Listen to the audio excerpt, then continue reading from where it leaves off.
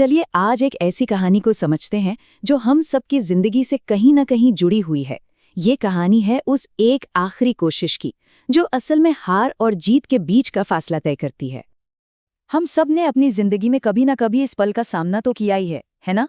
जब लगता है कि बस अब और एक कदम भी नहीं चला जाएगा। और जानते हैं यही वो पल है जो तय करता है कि हम हार मान लेंगे या फिर एक नई कहानी लिख डालेंगे। ठीक है, तो कहानी में चलते हैं।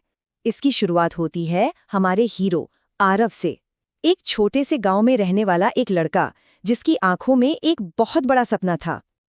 आरव का बस एक ही सपना था, एक ही धुन सवार थी, एक बड़ी दौड़ को जीतना। ये उसके लिए सिर्फ एक रेस नहीं थी, ये उसकी पहचान का सवाल था। सपना तो बहुत शानदार था, दौड़ जीतने का, एक हीरो की तरह। लेकिन हकीकत थोड़ी अलग थी। हकीकत थी एक बहुत ही मुश्किल खड़ी चढ़ाई जो हर बार एक दीवार की तरह उसके और उसके सपने के बीच आकर खड़ी हो जाती थी। और पता है, ये चढ़ाई सिर्फ पत्थरों की नहीं थी, ये एक दिमागी दीवार थी। जैसे ही वो चढ़ाई शुरू होती, उसके दिमाग में एक आवाज़ गूंजने लगती, ये नहीं होगा, मैं नहीं कर पाऊंगा। और हर एक बार वो वहीं जाके रुक जाता था। लेकिन फिर जैसा कि अच्छी कहानियों में अक्सर होता है, कहानी में एक मोड़ आता है। एक गुरु की एंट्री होती है जो आरव की दुनिया को हमेशा के लिए बदलने वाले थे। गांव में एक बुजुर्ग थे जिन्हें सब प्यार से दादू कहते थे। वो रोज आरव को उस चढ़ाई पर हार मानते हुए देखते थे। तो एक दिन उन्होंने आरव से कहा, बेटा आज मेरे साथ चलो। और हुआ भी बिल्कुल वही जो हमेशा होता था। जैसे ही वो चढ़ाई आई, आरव की हिम्मत जवाब देने लगी। उसके पैर भारी हो गए, सांस फूलने लगी और उसने कहा, दादू बस मैं नहीं कर पाऊंगा। लेकिन इस बार कुछ अलग था। दादू उसके साथ थे।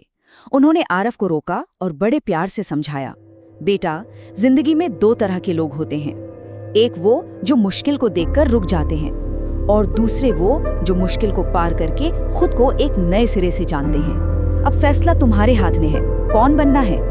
और फिर दादू ने वो सबसे जरूरी बात कही जिसने सब कुछ बदल दिया। उन्होंने कहा, अगर अभी रुक गए तो क्या पता मंजिल तुमसे सिर्फ 2 कदम ही दूर हो। और ये जिंदगी भर का पछतावा कि काश थोड़ी और कोशिश कर ली होती, वो हारने के दर्द से कहीं ज्यादा छुपता है। दादू के ये शब्द, ये सिर्फ शब्द नहीं थे, ये एक चिंगारी थी। आरव के अंदर कुछ जल उठा, कुछ बदल गया। अब देखते हैं कि उस एक आखिरी धक्के ने क्या कमाल दिखाया। आरव ने एक गहरी सांस ली, उसकी आंखों में एक नई चमक थी। उसने एक कदम बढ़ाया, फिर दूसरा, और फिर उसने रफ्तार पकड़ ली और अपनी पूरी ताकत लगाकर उस चढ़ाई पर दौड़ पड़ा, उस जगह से भी बहुत आगे जहां वो हमेशा रुक जाया करता था। और जब उसने अपनी उस पुरानी सीमा को पार किया तो उसे जो मिला वो सिर्फ रास्ते का अंत नहीं था, ये उसकी अपनी सोच पर एक शानदार जीत थी। चढ़ाई के ठीक उस पार एक बेहद खूबसूरत हरा भरा मैदान था। पहाड़ों के पीछे से सूरज निकल रहा था और हवा में एक ऐसी आज़ादी की खुशबू थी जो उसने पहले कभी महसूस नहीं की थी। ये उसकी हिम्मत का इनाम था। उस पल आरव की आंखों में आंसू थे, पर ये जीत के आंसू थे। वो एक झटके में सब कुछ समझ गया था। असली रुकावट वो चढ़ाई कभी थी ही नहीं, असली बाधा तो वो सोच थी जो उसे हर बार रोक देती थी। तो इस पूरी कहानी का असली निचोड़ क्या है? वो कौन सी एक सीख है जो हम सब अपने साथ लेकर जा सकते हैं? इस कहानी का सार है ये कॉन्सेप्ट जिसे हम कह सकते हैं आखिरी धक्का।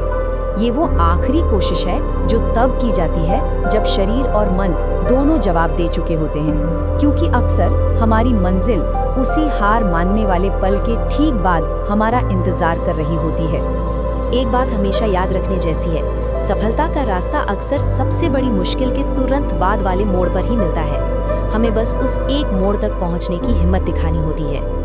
तो इस बातचीत के अंत में एक सवाल हम सबके लिए है, हमारी अपनी जिंदगी में वो कौन सी चढ़ाई है, वो कौन सी मानसिक दीवार है जिसे पार करने के लिए बस एक आखिरी धक्के की जरूरत है? इस पर सोचना तो बनता है।